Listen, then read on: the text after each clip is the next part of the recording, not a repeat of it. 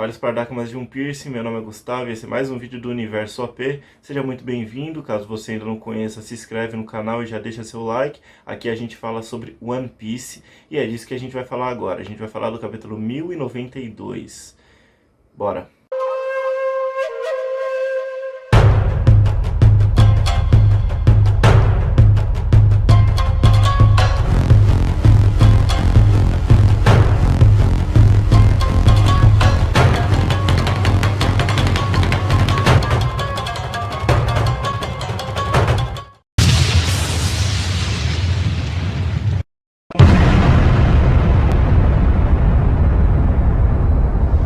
O que eu penso em relação aos pedidos de capa é o seguinte: a gente sabe que ultimamente, quando uma história de capa termina, ela tende realmente a demorar um pouco para uma nova começar, né? Eu acho que, bom, tá na hora, né, de uma nova começar. Acho que ninguém mais quer saber de pedido de fã, pra falar a verdade. É bonitinho, assim, um ou outro, mas, pô, sei lá, tá na hora de a gente ficar um pouco mais ciente das outras coisas que estão acontecendo no decorrer do verso, né? Até porque tem muita coisa acontecendo de uma vez, vários personagens em vários pontos diferentes, então eu acho que tá na hora, né, da gente sair um pouco desse pedido de fã e entrar na história de capa em si. Faz um tempo e eu acho que seria muito bem-vindo agora. Voltando ao dia anterior do conflito iniciado em Egghead, nós temos o desfecho da invasão do Kuma, né, a Mary Joyce, onde vemos que ele, apesar de causar vários estragos físicos na entrada e em relação à guarda da Terra, não consegue avançar muito, né, o que tem como grande culpado a quantidade de danos que o Kuma já recebeu até o momento. Vamos lembrar que ele saiu do país de Okama Land ainda no começo da sua recuperação e extremamente danificado, até com cabos à solta do seu corpo. Então a gente está vendo um Kuma bem prejudicado, que depois de usar o Urso Shock, só teve a situação ainda mais agravada pelo próprio Almirante Sakazuki, em pessoa que foi até lá para interceptá-lo, né? É interessante observar aqui o tom do Almirante Sakazuki, né? Um tom um pouco mais questionador, ele está um pouco mais intrigado com a situação, para saber o que levaria necessariamente, alguém que já nem tem necessariamente uma consciência, né? A gente sabe que o Kuma praticamente é um personagem já encerrado em questão de consciência na obra, ele praticamente está morto, e mesmo assim existe uma programação, existe alguma coisa ali que faz com que ele queira ir para algum outro lugar, né? E aí isso indaga um pouco o Sakazuki, né? Isso inclusive é muito interessante de ver que a gente tem acesso a uma parte 2 daquele sequestro que aconteceu há 2 anos atrás, quando o Barba Negra resolve entregar, né, a Bonnie para o Sakazuki. E aí meio que ele fala, né, que o governo tava doido atrás dela e tal, e nessa brincadeira a gente tem aí uma parte 2 dessa conversa, né, que é muito interessante, inclusive. Durante esse breve diálogo com o Kuma meio moribundo, a gente vê como o Akainu é controverso, né? Alguém de justiça tão absoluta que é de fato um cão dos nobres mundiais, só que ele ainda tem lá no fundinho aquela revolta por estar tendo que abaixar a cabeça para alguém, né? Inclusive esses nobres mundiais ainda reclamam da eficiência dele por deixar o Kuma fugir, mas os questionamentos dele aqui são muito válidos. Ele fugiu mesmo? Esse é de fato o desfecho dessa confusão? O Kuma se teletransportou para outro país, outra terra? Ou ele se teletransportou para um outro ponto dentro da própria Mary Joy? Pois tem que haver um porquê do que acabou de acontecer por lá, né? Iria esse desfecho causar algum tipo de impacto dentro de Egghead, dentro do que está acontecendo em Egghead agora? E o que vocês acham do Akainu? Estaria se construindo um novo desenrolar inesperado para esse personagem? Seria o Akainu aquele que irá avançar a influência da Sword por odiar certas atitudes do alto escalão? Ou seria aquele a liderar uma oposição? E quando eu falo aqui de odiar certas atitudes do alto escalão, não é em questão das medidas que eles tomam, né? Mas em questão de ter que abaixar a cabeça para os Tenryubitos. A gente já viu ele reclamando sobre isso com os próprios Goroseis, né? Inclusive eles mesmos falam, ó, cuidado com o que tu tá falando, tu tá passando do ponto, eu não tô gostando do teu tom, né? Vamos ficar de olho nesse personagem, pois saga final, a gente vai ver mais dele daqui pra frente e a aparição dele aqui não foi por acaso. E quanto ao Kuma, vamos ver até onde que ele consegue chegar e se ele vai conseguir cumprir o objetivo misterioso dele, né? Mesmo porque agora ele teve parte da cabeça carbonizada, e assim como a sua perna esquerda, né? Aliás, o Akainu ele segue fazendo jus ao título de Cão Vermelho, né? Porque a perseguição e a violência dele em combate segue como sendo uma coisa implacável, né? Também é interessante ressaltar as reclamações dos nobres mundiais aqui, né? Tá faltando comida, tadinho deles, né, gente? A gente sabe que, nossa, é um povo que tá muito acostumado a passar esse tipo de fome, né? E é legal também porque o senso de urgência deles é despertado por um tipo de alimentação rica, né? Aonde que a gente vai parar assim? Eu tô pedindo comida e não tá chegando, só que quando você vai ver, é lagosta, são coisas caras, né? Esse é aí que bateu o senso de urgência deles, né? Jamais seria por um arroz e feijão. E voltando ao presente, Egghead em total caos generalizado, né? Navio destruído, Sea Abyss Weapons afundando, Mark III metendo tiro pra todo canto, Doom de um lado, Doom de outro, a marinha avança já em Febril Phase, e em Lab Phase, o Yonko, Monkey e Luffy começam um confronto direto com o Almirante Kizaru. Curiosamente, ainda sem usar o hack do rei avançado em seus golpes, né, galera? Na verdade, não dá nem pra sequer saber se ele tá usando o Ryou contra o Kizaru. Isso é muito curioso, né? Visto que os dois já começaram em potência máxima, aparentemente. O que a gente sabe é que a coisa não tá fácil pra ninguém, pois o Kizaru agora tá enfrentando um Luffy completamente diferente do de anos atrás, né? E gosto desse diálogo mais questionador de ambas as partes, né? Por que você tá tentando matar o Vegapunk? Por que você tá tentando defender o Vegapunk? O patamar do Luffy não é mais o de antes, né? Agora um confronto com ele representa algo realmente muito mais sério para a trama e o futuro do verso de One Piece em si. E bem na hora em que o Almirante tava para ser acertado, veio uma apresentação desse golpe novo que eu gostei muito, inclusive, né? Essa exploração da distância para...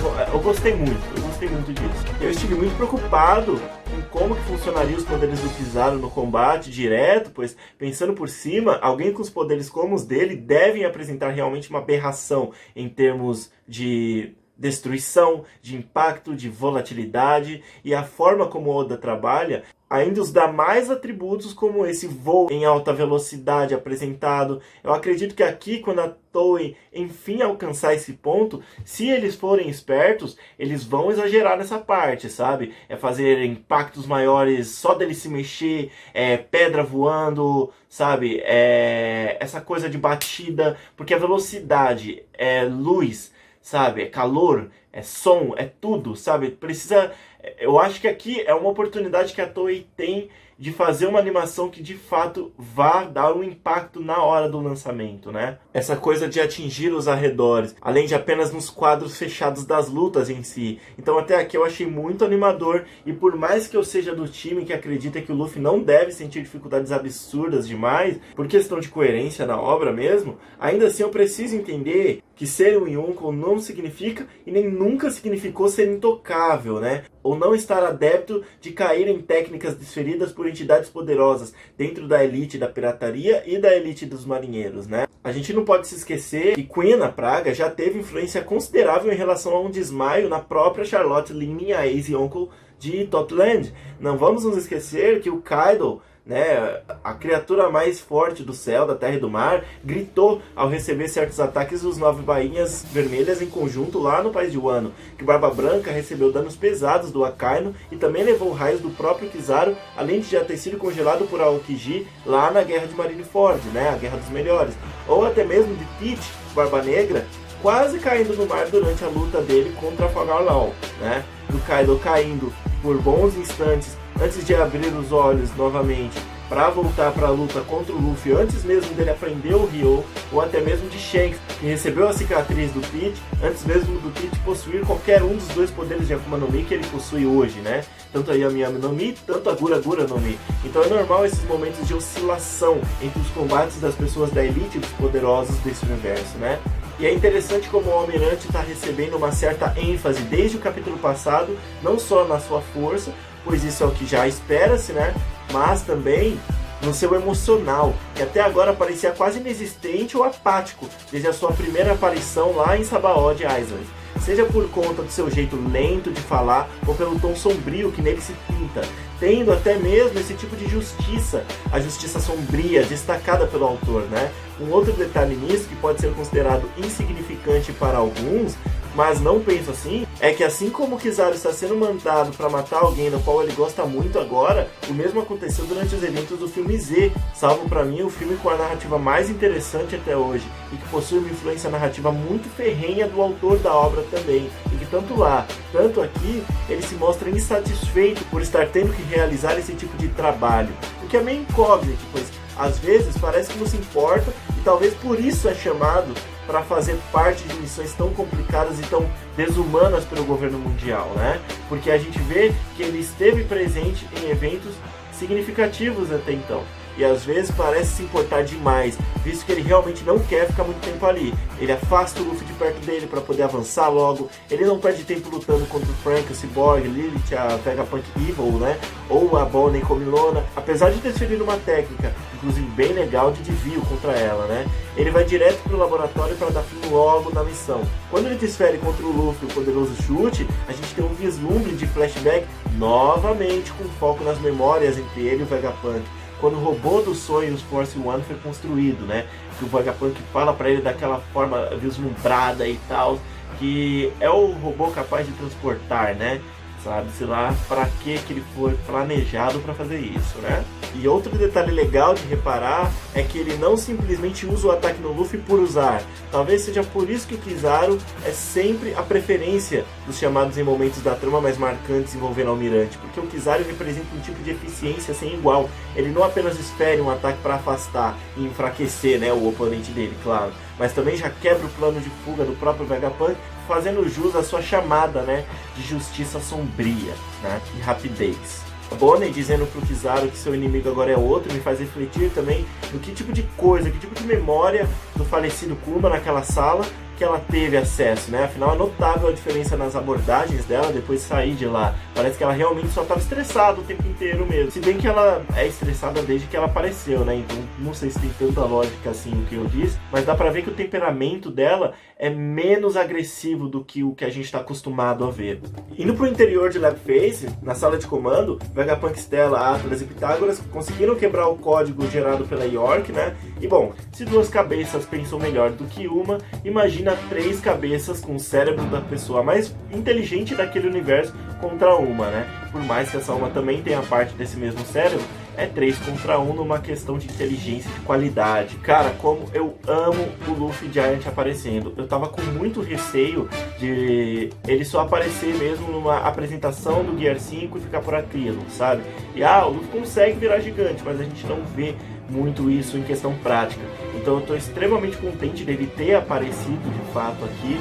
E bom, é isso, né? Ele realmente é Yonkou e eu acho que esse capítulo mostra o porquê, né? Porque dificilmente outros personagens aguentariam enfrentar um almirante nesse mesmo calibre. Muita gente, na verdade, teria sido derrotado nesse golpe, enquanto pro Luffy não foi muita coisa, né? Me chamou muita atenção o detalhe do Vegapunk destacando como ficou quente a presença do Luffy. Por mais que soe como algo óbvio, por conta do Nika, Deus do Sol, a gente não tinha visto isso sendo citado anteriormente, o que potencializa o porquê do Nika ter uma força tão maior que antes de despertar. O Kizaru dizer o famoso é brincadeira, né? Famoso, isso definitivamente não se encaixa em qualquer situação para se falar do Nika, né? O cara tinha sido literalmente escondido pelo governo mundial nos últimos 800 anos, então ele não é famoso. Porém, o Kizaru faz parte de uma elite, né? E isso me faz pensar, será que durante essa luta contra o Kizaru, será que no próximo capítulo a gente vai ver o próprio Kizaru soltando alguns tipos de informações que a gente não sabe ainda sobre o Deus do Sol? E para encerrar, o robô ancestral abre seus olhos. Olha, se foi pelo Nika, eu não acho que a gente vai conseguir confirmar ainda, porque o Nika já tinha aparecido na luta contra o Rob Lute, né, da CP0. Vamos lembrar disso. Então, por que o robô não teria aparecido naquele momento em si? Então vamos ver o que acontece a partir das próximas semanas. Conforme já era previsto pelos bastidores do submundo, dos mangakas, a partir desse capítulo, de fato, a gente volta às sequências normais de capítulos pré-live action. Então provavelmente vai ser 3 capítulos, uma pausa, 3 capítulos, uma pausa. É bom, né, gente? O Oda precisa descansar, são mais de 26 anos aí fazendo produção de mangá, não é fácil, o cara já teve que fazer cirurgia na mão, cirurgia nos olhos. É bom ele ter esse tipo de pausa, né? Pelo menos eu acho. Não sei se vocês pensam igual eu, mas eu acho que o conteúdo não tá faltando, né? A gente tem filmes, a gente tem o mangá, a gente tem coleção de capa, a gente tem o anime, a gente tem o live action, a gente tem coisa de sobra, deixa o cara descansar, né? E tinha uma dica dizendo que nesse capítulo esse robô ia acordar mesmo, e havia sido dito que ele ia destruir muitos dos navios de guerra da marinha que está na costa de Egghead e destroçaria muitos dos vice-almirantes que estão lá presentes. Não ocorreu nesse capítulo, mas já aconteceu de misturarem informações de 2 capítulos nas dicas de 1. Então, será que esse seria o caso aqui? Papo reto, é o que eu acho. Mas não importa o que eu acho, né? Eu quero saber de vocês o que vocês acham. O robôzão vai causar o terror? Tu esperava esse despertar do robô ancestral agora? Eu admito que eu não esperava, me pegou de surpresa e uma surpresa muito positiva. Isso vira o jogo da aliança com Yon Roloff com o cientista Vegapunk? Isso muda a situação de Egghead em si? Deixa aqui nos comentários o que você acha, porque eu vou ficando por aqui agora. Não deixa de se inscrever no canal, curte o vídeo, compartilha. Entra nas nossas redes sociais, que eu vou deixar o link também aqui embaixo. E bom, é isso. Eu vejo você no próximo vídeo e até logo.